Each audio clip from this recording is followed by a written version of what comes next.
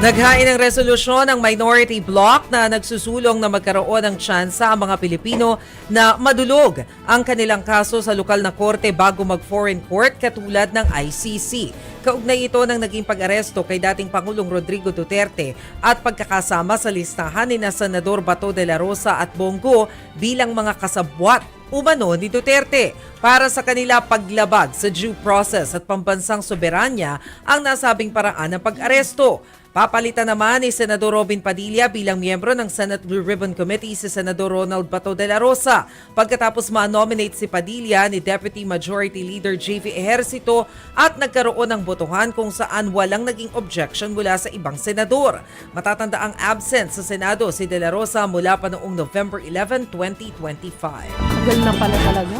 So, pwede nang hindi pumirma si Senator Robin Padilla sa report ng Blue Ribbon Committee.